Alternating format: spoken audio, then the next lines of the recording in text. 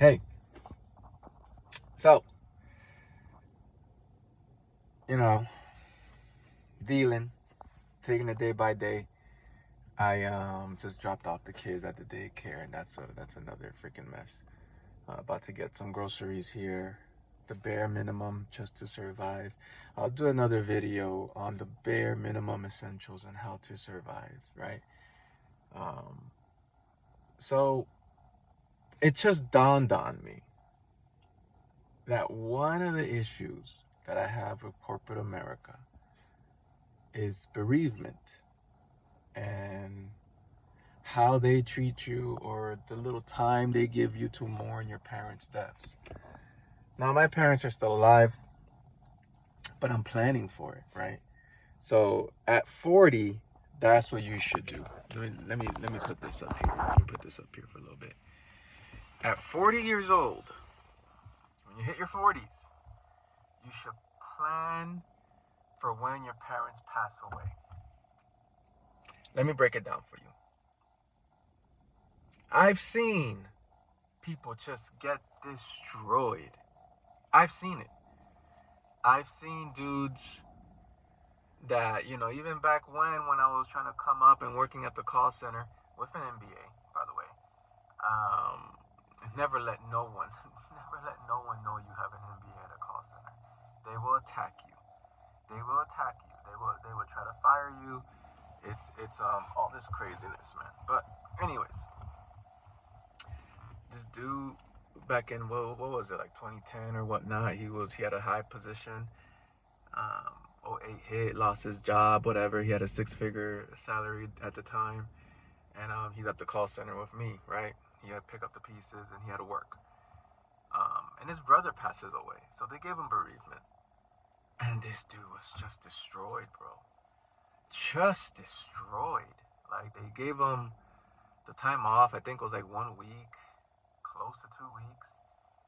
Supposedly he has to come back at work. Couldn't even work. Was crying while he's working. Crying. Distraught. Terrible. As I get older in my life and I'm working and I see people that their parents pass away, it depends. It depends whether you're close to your parents, whether you've already mourned them prior to them passing. Because that's the thing too, which I've done. And I guess you made a plan and how to act when this happens. If this happens, this is how you're going to be. I've seen some people bounce back. I've seen some people take the 2 weeks. Oh, my old man passed away, blah, blah, blah. And then they're back at work. Same old grind, same old shit. That can't be me. That cannot be me. And then I've seen people just like, just fucking, it just breaks them. It just breaks them. That they can't even take the time to really mourn their parents or be with their family. Or, because all that stuff, let me tell you, when people in your family starts passing away, it changes your perspective on everything. You, all of a sudden, you're like, oh, what the hell is this? This trivial thing I'm doing at work. This person just died, So, all the while, I'm coming from one corporate job to the other and whatnot. And let me tell you this. Oh, my God. My last job, the first job I really experienced death. People dying on me. I'm working on a project, and I'm working with CFOs that are dying on me. And these are people who are like older, right? They're in their 60s, they're in their 70s. And they're just dying midway in the project. Oh my God, I had a project where 2 CFOs died on me. Literally.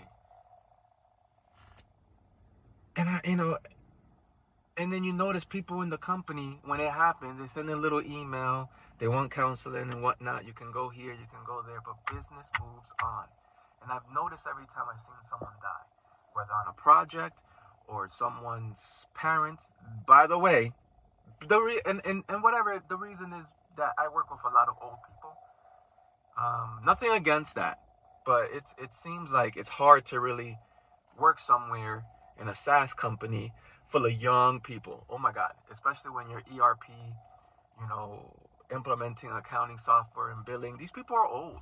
Accounting managers, billing managers, CFOs, CPAs. These are old people. These are not no young Thundercats. Let me tell you.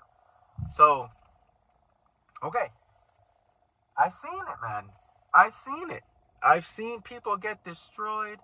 I've seen some people just like they don't miss a beat. They take 1 week off to go bury their parents, and they're back at work. And it's weird to me. It's just fucking weird to me.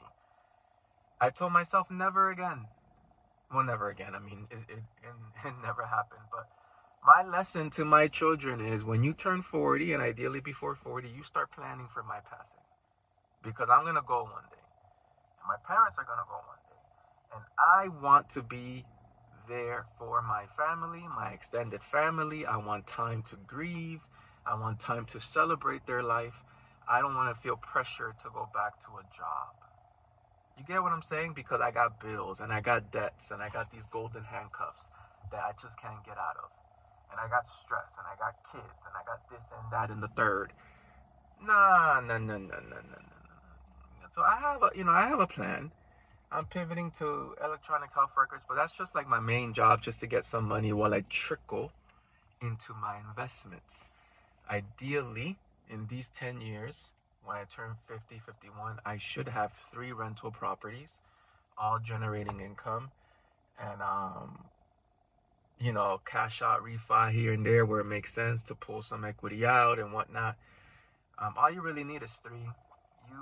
YouTube out there, you see people that have like 7 rental properties and they scaled way too fast and they regret it because they don't have the capital and they don't have the emergency funds to even do anything, or they may not even have the skill set to go in and change and fix things, and they got a contract out. So my plan is a steady plan. Every 3 years, get a rental. 3 to 4 years. I mean, I have a house right now. 2 years from now, put it to rent. Right? Rent to own, do something. I don't know about this whole Section 8 stuff. They're kicking young folk out, which is probably good. I get an older person in there that's stable with Section 8, so that could be a thing too. But yeah, that's my plan, bro. Every 3 years, 3 to 4 years, get a property. House hack, right? Live in it, flip it, rent it. Your next spot, live in it, flip it, rent it. But slow it down. Slow it down. Like in anything in life, bring it down. Slow it down. Because ideally, when I'm 50, 55, 60, that could be around the time my parents may pass, or it may even happen now, for all I know, which I pray God that it does not.